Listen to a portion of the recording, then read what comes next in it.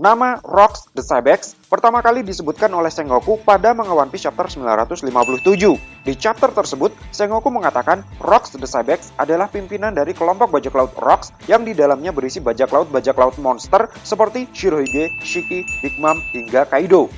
Mampunya dia menjinakkan monster-monster yang beberapa di antaranya kini menjadi Yonko tersebut menunjukkan betapa dahsyatnya kekuatan seorang Rocks the Cybex. Bahkan di chapter yang sama, Sengoku mengatakan butuh kerjasama antara Monkey D. Garp dan Goldie Roger untuk bisa menaklukkan seorang Rocks. Jadi, bisa kalian bayangkan betapa horornya kekuatan bajak laut yang satu ini. Nah, ketika membaca kembali manga One Piece chapter 957, kami menemukan sesuatu yang menurut kami cukup ganjil.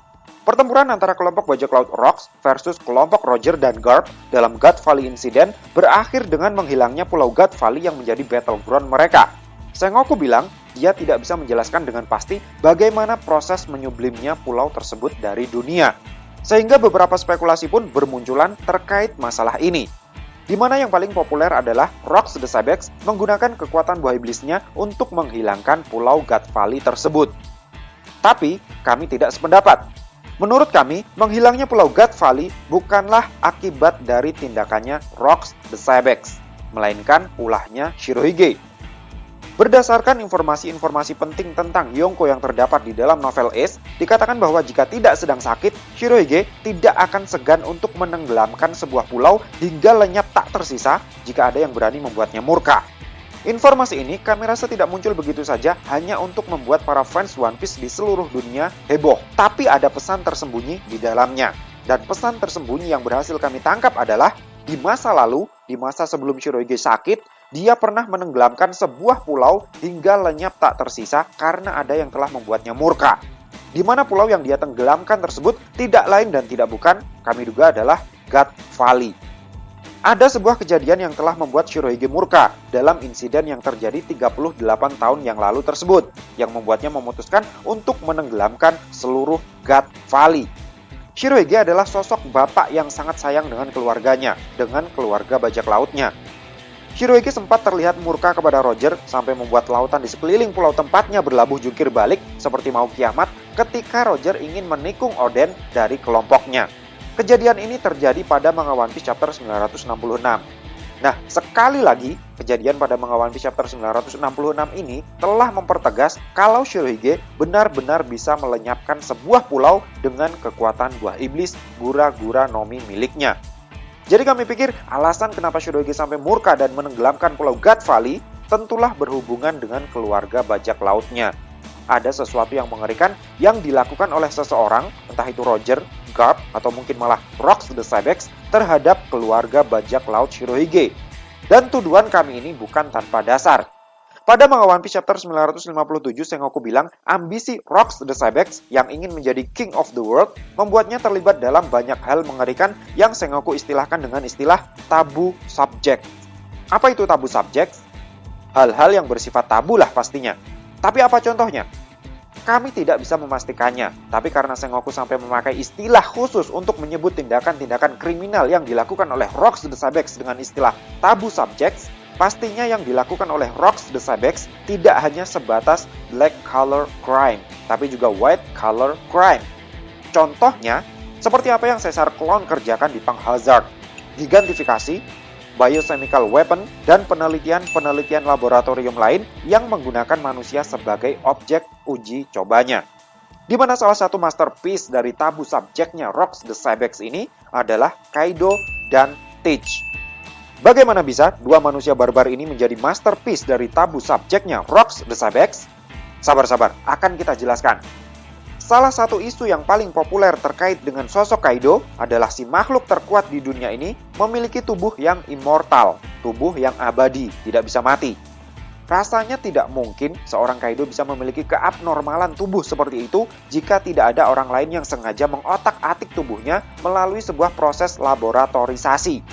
Terlebih lagi, saat bergabung dalam formasi bajak laut Rocks, disebutkan bahwa posisi Kaido baru sebatas apprentice. Posisi Kaido jauh berbeda dengan Big Mom, Shirohige, ataupun Shiki.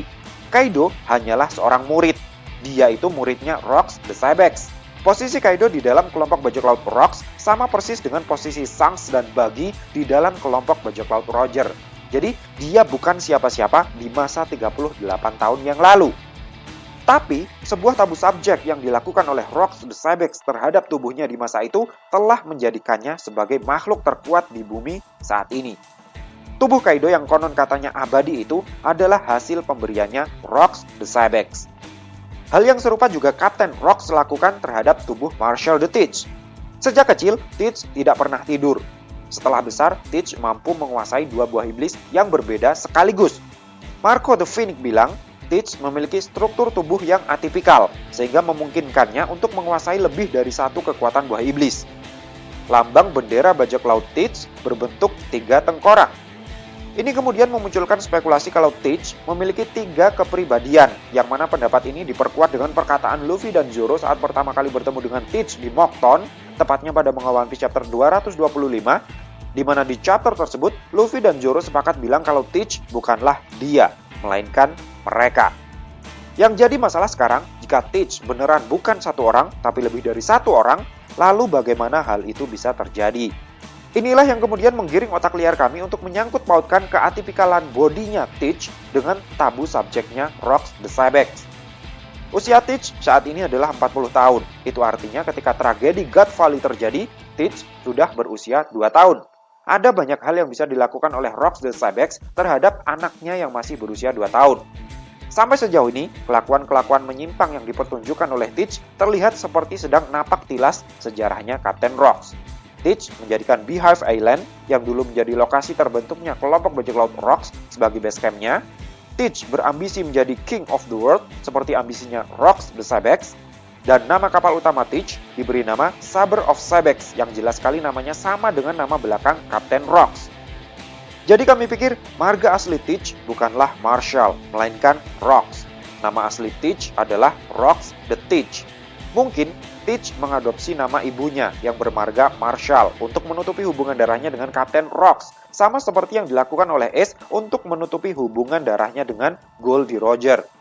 Buat kalian yang belum tahu, nama asli Ace sebenarnya adalah Goldie Ace, tetapi dia memilih menggunakan nama Portgas di Ace karena suatu alasan. Nah, melalui campur tangan dan kekuatan buah iblisnya Rox inilah, Teach akhirnya memiliki tubuh yang atipikal, yang membuatnya tidak bisa tidur sepanjang hidupnya dan mampu menguasai lebih dari satu kekuatan buah iblis. Lalu, bagaimana caranya Rox the Cybex bisa melakukan berbagai macam tabu subjek semacam yang dia lakukan terhadap tubuh Kaido dan Teach? Jawabannya, menurut kami cuma satu, yaitu Rox the Cybex adalah pemakan buah iblis OP-OP Nomi sebelum Trafalgar Law. 13 tahun yang lalu, Diaz Barrel dan Doflamingo sudah tahu tentang kekuatan buah iblis OP-OP Nomi yang bisa dipakai untuk melakukan operasi keabadian. Itu artinya, di masa lalu, sudah ada seseorang yang pernah melakukan operasi keabadian. Oleh karena buah iblis OP-OP Nomi bisa mewujud lagi 13 tahun yang lalu, itu berarti orang yang telah melakukan operasi keabadian telah mati. Dan harusnya, orang yang sudah dia beri keabadian masih hidup sampai sekarang. Dan karena sampai saat ini hanya Kaido saja yang disebut-sebut memiliki tubuh abadi, maka bisa saja dugaan kami tepat. Orang yang telah melakukan operasi keabadian di masa lalu adalah Rox the Cybex. Dan orang yang dibuatnya menjadi abadi adalah muridnya sendiri, Kaido. Ada kemungkinan di akhir-akhir hayatnya, setelah dikoploki oleh Garp dan Roger di God Valley, Kapten Rox menggunakan kekuatan terakhirnya untuk melakukan operasi keabadian terhadap tubuh Kaido. Hasilnya, Kaido yang hanya seorang apprentice, masih kroco unyu-unyu pada saat itu, bisa selamat dan kabur dari God Valley sebelum pulau tersebut ditenggelamkan oleh Shirohige berkat keabadian yang diberikan oleh kaptennya. Kapten Rox memberikan keabadian kepada Kaido karena dia ingin muridnya yang unyu-unyu ini bisa meneruskan tekad mulianya untuk menjadi King of the World. Nah, sebelum tragedi Lembah Dewa terjadi, Rox the Cybex juga sudah banyak sekali melakukan tabu subjek menggunakan kekuatan OP-OP Nominya terhadap manusia lain. Salah satunya terhadap anak kandungnya sendiri, Rox the Teach.